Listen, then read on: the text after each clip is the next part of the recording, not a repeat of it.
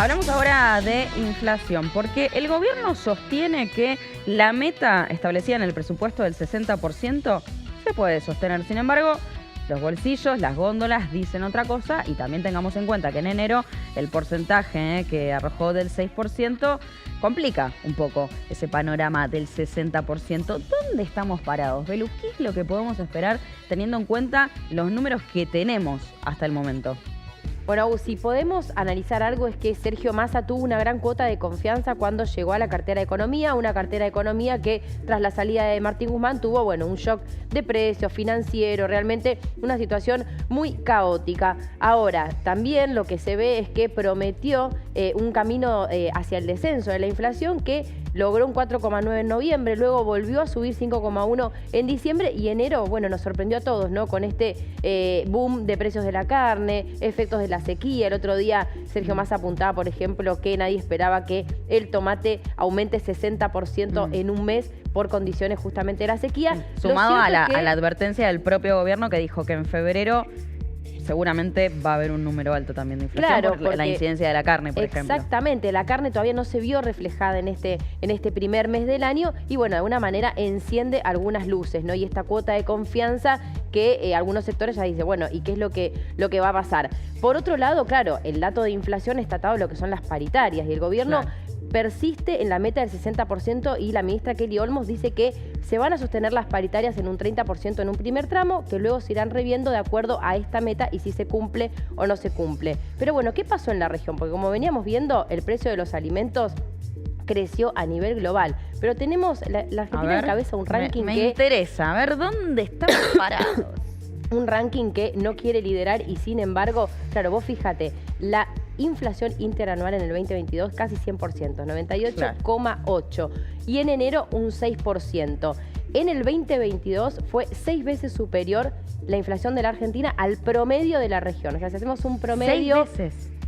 6 veces, exactamente. Claro, porque tenemos una brecha inmensa. Fíjate, Bolivia, por ejemplo, el segundo país con mayor inflación después de la Argentina, descontando Venezuela, que también tiene una situación atípica, es Colombia. Y fíjate qué lejos cuál es la diferencia, un 13,3 interanual contra un 98. Por eso, si tomamos todas las inflaciones de los países de la región, hay un informe de Fundación Mediterránea. Nos gusta ganar a todo, pero en esto qué lástima ganar como Argentina. Claro, se midieron los resultados de 11 economías de la región y el resultado es este. Argentina encabeza 98,8, 6 en el mes de enero. Luego vemos, por ejemplo, Bolivia, una inflación interanual, o sea, en 12 meses de 3% y en el mes de enero 0,3.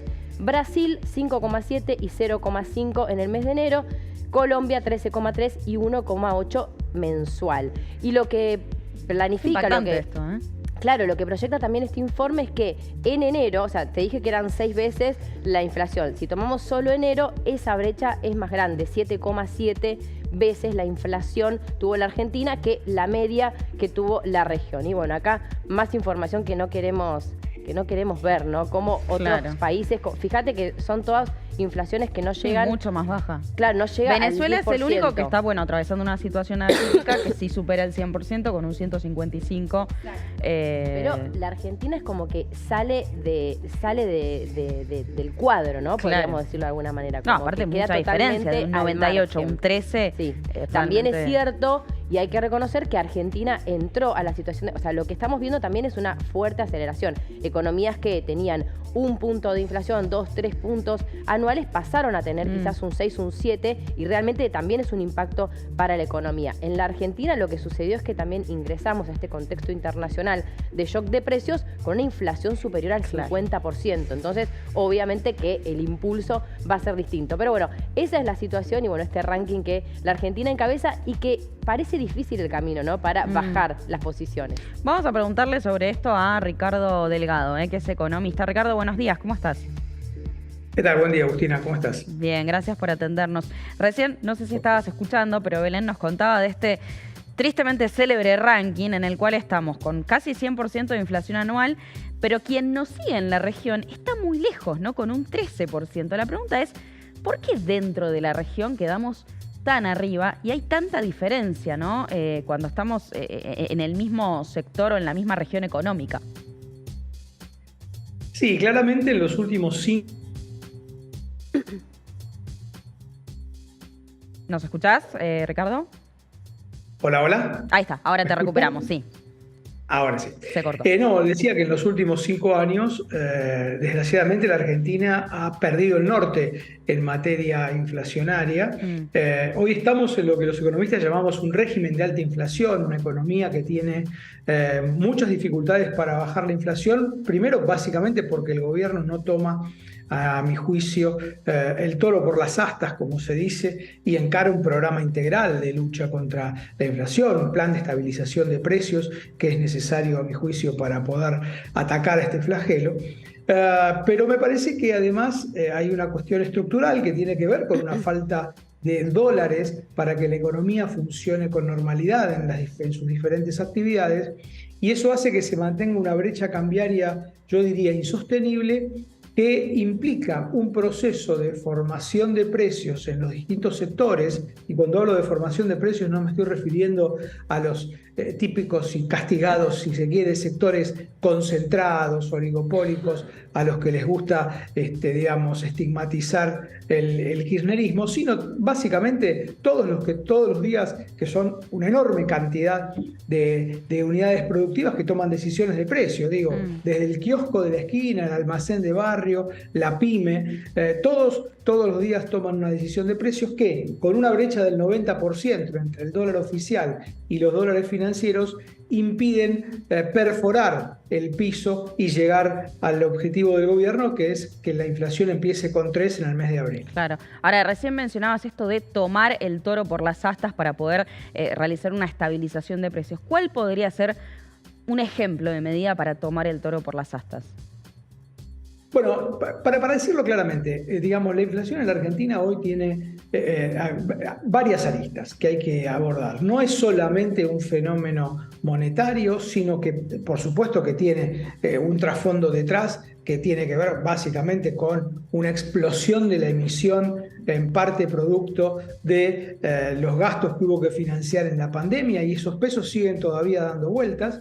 Lo que sucede es que la economía argentina no tiene los dólares necesarios para que haya cierta sincronía entre los pesos y los dólares, de modo justamente de que esa brecha empiece a bajar. Yo creo que un punto central es promover todas las actividades y las inversiones necesarias para que ingresen dólares lo antes posible a la economía argentina. Por supuesto, esto suena utópico, sobre todo en un año electoral en donde el gobierno ya está, digamos, recorriendo su última fase y que todavía hay incertidumbre de quién va a ser la nueva o cuál va a ser la nueva gestión, de qué signo político y demás. Y en ese sentido, obviamente, todos los inversores se vuelven más cautos, se vuelven más conservadores, sucede siempre en años electorales, y retraen sus decisiones de inversión, de consumo, de gasto.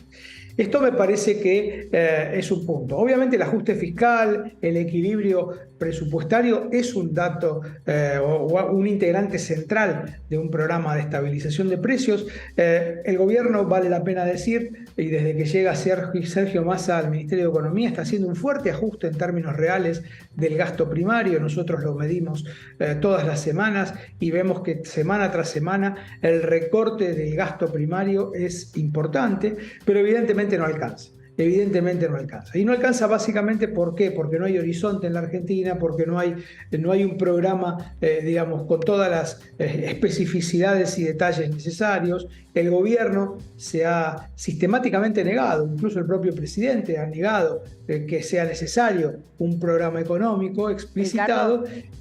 Y esto evidentemente complica las cosas. Sí. Buen día. En ese sentido, quería consultarte. Yo recién iniciaba esta columna hablando de que Sergio Massa de alguna manera generó una cuota de expectativa con el cambio y algunas modificaciones que hizo en el ministerio. ¿Le queda todavía una cuota de confianza para lograr algún cambio o ya estamos muy sobre la hora?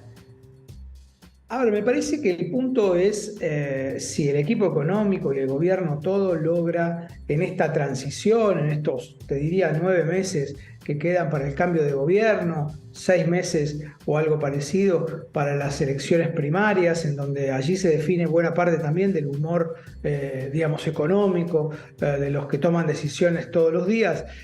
Si el gobierno logra mantener cierta estabilidad nominal de las variables, creo que va a ser muy difícil que logre un 3% o algo parecido a eso en el mes de abril en materia inflacionaria, pero si se mantienen entre el 5 y el 6% de la inflación para mediados de año, es una inflación muy alta, no va a ser el 60 que, digamos, que se pretende o que se sancionó en el presupuesto, pero evidentemente lo que debería, a mi juicio, evitar el gobierno es una nueva crisis financiera como la que tuvo en julio y que implicó un cambio importante de rumbo económico a partir de entonces. Ricardo, muchísimas gracias por este contacto. Que tengas muy buen día. Muchísimas